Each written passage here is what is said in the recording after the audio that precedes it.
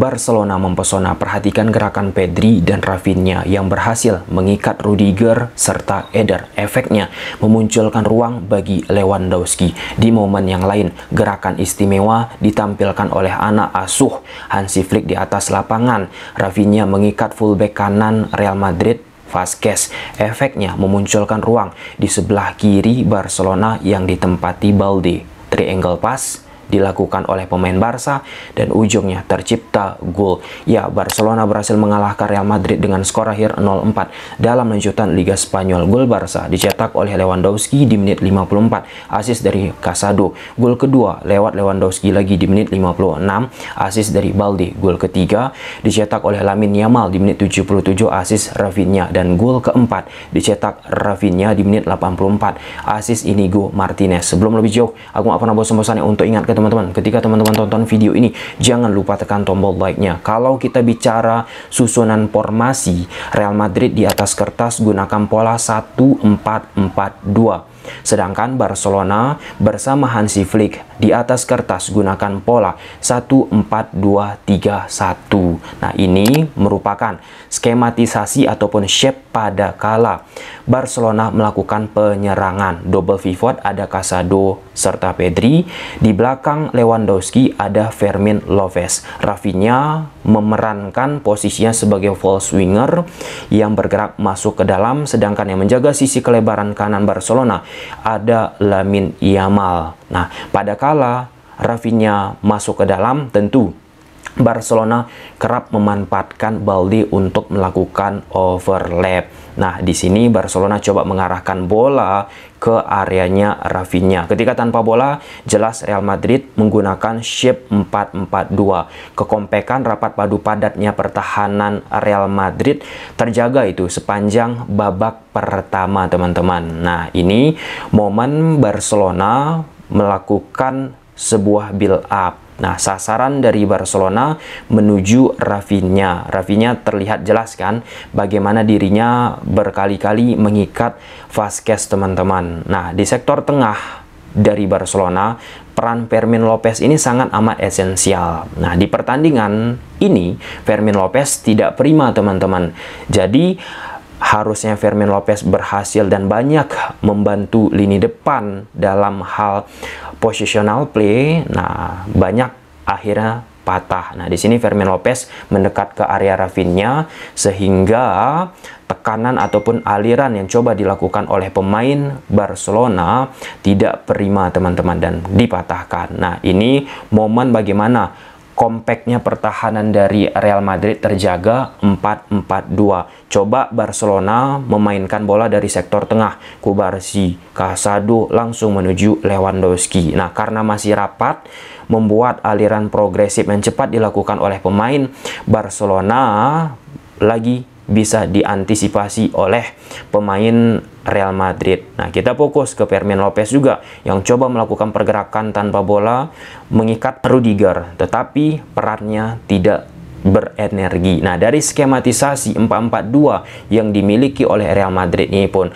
hal yang menarik itu bagaimana Carlo Ancelotti menempatkan Bellingham berada di posisi sayap kanan, bukan Federico Valverde, yang esensinya ya Bellingham dipaksa oleh Balde untuk sering track back, untuk sering membantu Vazquez, karena menjaga sisi kelebaran itu kan ada Balde. Nanti ada momen bagaimana Bellingham kesulitan untuk bisa mengantisipasi inisiasi yang dilakukan oleh pemain-pemain Barcelona. Nah, ketika Barcelona sulit untuk bermain dari sektor tengah 1-2 sentuhan karena terjaga pertahanan yang dimiliki oleh Real Madrid, dari sektor pemain belakang langsung melakukan depassing ke sektor depan, yaitu sasaran Cubarsí, Lewandowski. Di sektor tengah yang dimiliki oleh Barca, Casado diantisipasi di man marking oleh Tchouaméni, pun Pedri di man marking oleh Federico Valverde. Fermin Lopez yang diharapkan banyak memberikan warna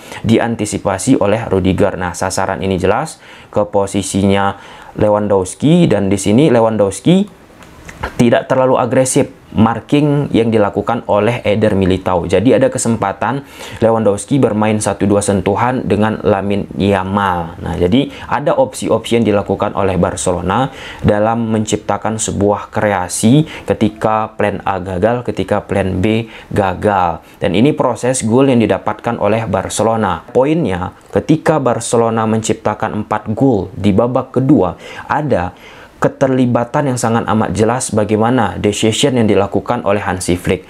Hansi Flick memasukkan Frenkie de Jong, mengeluarkan Fermin Lopez. Ketika Frenkie de Jong masuk, maka ia akan sebagai double pivot bersama Casado. Pedri digeser ke depan. Pun nanti dimasukkan Olmo, memberikan dimensi baru terhadap permainan dari Barcelona. Nah, di case gol pertama ini bagaimana De Jong dan Casado teman-teman berhasil mengikat, menarik perhatian dari posisi Tchouaméni dan Federico Valverde, sehingga ada gap jarak antara lini belakang dan tengah yang dimiliki oleh pemain Real Madrid. Akhirnya membuat Rudiger dan Eder tentu harus terlompat ya ke posisinya Pedri. Rudiger ke Pedri, Eder Militao ke posisi Rafinha. Nah, di sini tidak terorganisir defensif yang dimiliki oleh Real Madrid. Nah, Casado yang menguasai bola dengan cepat langsung memberikan bola ke ruang yang muncul di posisinya Lewandowski dan tercipta sebuah gol. Line offside yang coba dimainkan oleh Real Madrid pun telat teraplikasi karena Mendy teman-teman tidak prima untuk cepat memposisikan dirinya naik. Dan 1 gol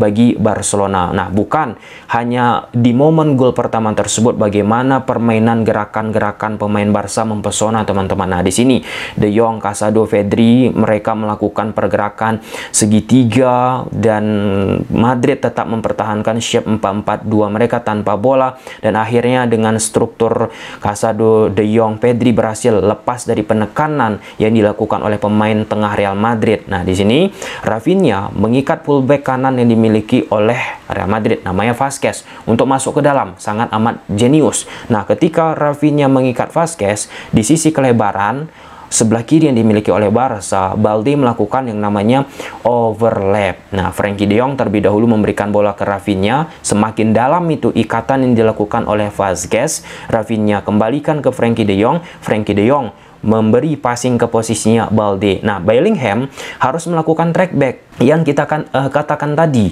Nah, Bellingham track back, ia tidak memiliki kecepatan, ia tidak memiliki strength. Efeknya, Balde mendapatkan kesempatan untuk melakukan sebuah yang namanya crossing ataupun umpan ke Lewandowski di kala organisasi permainan Real Madrid dari sisi defensif di babak kedua runtuh, tidak prima. Dan Lamine Yamal ketika sesi preskon selesai pertandingan ditanya oleh awak media perihal permainan Real Madrid, menurut pandangan Lamine Yamal, kenapa situasi luluh lantah kepada Real Madrid tampak terlihat jelas?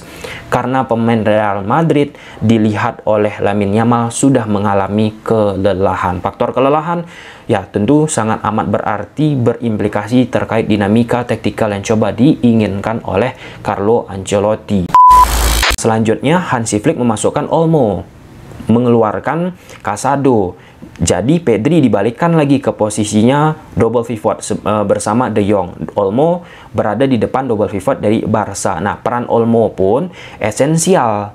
Ia berhasil sebagai perekat untuk mengikat pemain belakang yang dimiliki oleh Real Madrid. Nah, di momen ini Olmo berhasil mengikat Eder. Jadi di situasi lini pertahanan Real Madrid maka akan muncul situasinya 3 versus 3. Ada Lamine Yamal, Lewandowski, Rafinha menghadapi Vázquez, Rudiger, serta Mendy. Itu sangat amat berbahaya kalau kita bicara perihal prinsip pertahanan. Prinsip pertahanan kan jelas, orang yang bertahan harus lebih unggul orang ketimbang pemain yang melakukan penyerangan. Nah, ini dia momen gol yang dilakukan oleh Barcelona, gol ketiga, dikala Eder Militao merekat dia ke posisinya Olmo. Nah, dari sisi organisasi pertahanan pun tidak seimbang ini pertahanan dimiliki oleh Real Madrid. Nah, posisi fullback sebelah kanan Vázquez, posisi fullback sebelah kiri Mendy teman-teman, acap kali tidak mampu menyeimbangi bagaimana kekuatan, kesulitan, keagresifan, sisi kelebaran yang dimiliki oleh Barcelona. Nah, di momen ini Rafinha mudah untuk melewati Vazquez dan ya 1-2 dilakukan oleh Rafinha menuju ke posisinya Lamine Yamal. Mendy unbalanced, gol bagi Barcelona. Nah, gol keempat yang dimiliki oleh Barcelona pun secara skematisasi struktural tak jauh berbeda. Organisasi pertahanan Real Madrid strukturnya berantakan. Olmo sebagai perekat berhasil mengikat Eder.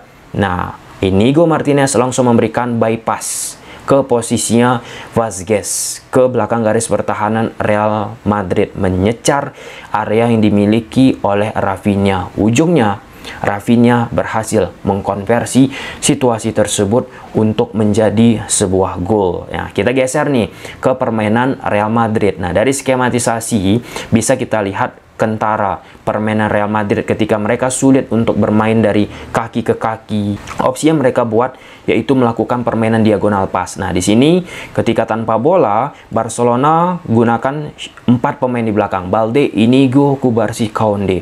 Organisasi yang dimiliki oleh pemain Barcelona di lini pertahanan luar biasa. Salah satu entitas yang sangat amat jelas kerasa mempengaruhi penyerangan Real Madrid yaitu offside trap yang dimiliki oleh Hansi Flick di Barca. Nah, di sini Rudiger coba melakukan diagonal pas ke areanya Vinicius, teman-teman, dan Real Madrid melakukan overload di posisinya Koundé, dan itu memang bisa mengobrak-abrik ya pertahanan dari Barcelona di beberapa momen, teman-teman. Ya, efektivitas, efisiensi di depan gawang tidak dimiliki oleh pemain-pemain Real Madrid. Nah, ini momen pressing dilakukan oleh pemain Barcelona akhirnya membuat Lunin, kiper dari Real Madrid, langsung melakukan bypass karena di sektor tengah Federico Valverde, Tchouaméni di man marking oleh pemain Barcelona. Nah, tujuan Lunin, penjaga gawang dari Real Madrid ini, ke siapa lagi?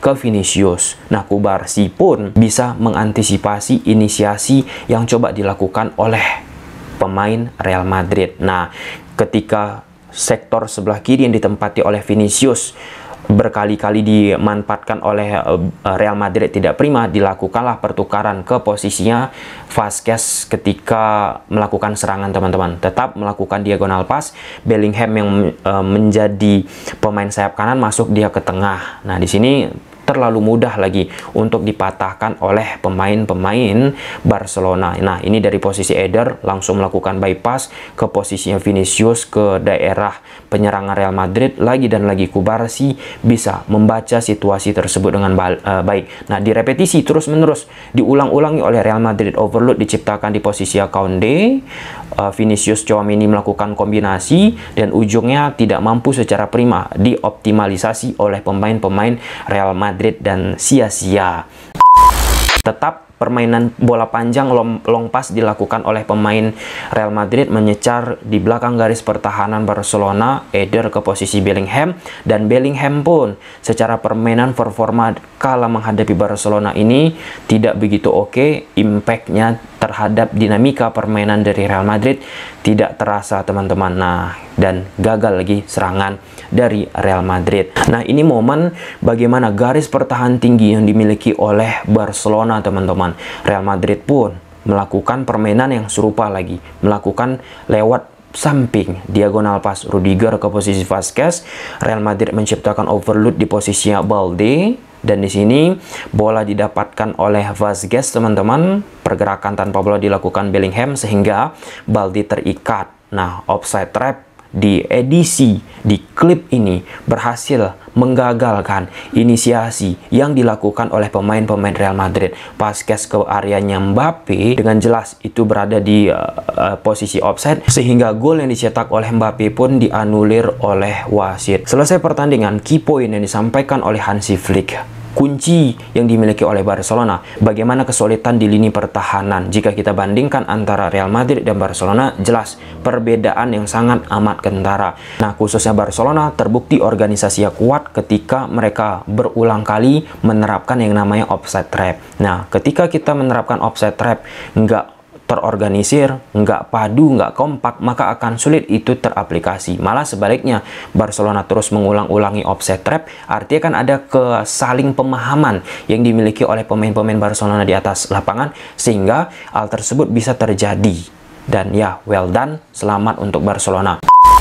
Nah, jadi kesimpulannya perubahan yang dilakukan oleh Hansi Flick di jeda babak pertama itu sangat amat beraplikasi terhadap permainan yang dimiliki oleh Barca di babak kedua, memasukkan Frenkie de Jong dan Dani Olmo, pun termasuk Real Madrid dengan meletakkan Bellingham berada di posisi sayap kanan, tentu akan menyulitkan diri untuk sering berhadapan dengan Balde, dan itu terbukti di atas lapangan, termasuk fullback kanan, fullback kiri yang dimiliki oleh Real Madrid pada pertandingan ini jauh dari kata harapan, mudah diobrak-abrik oleh Lamine Yamal, termasuk Rafinha. Gimana menurut teman-teman? Silahkan tulis di kolom komentar. Bye.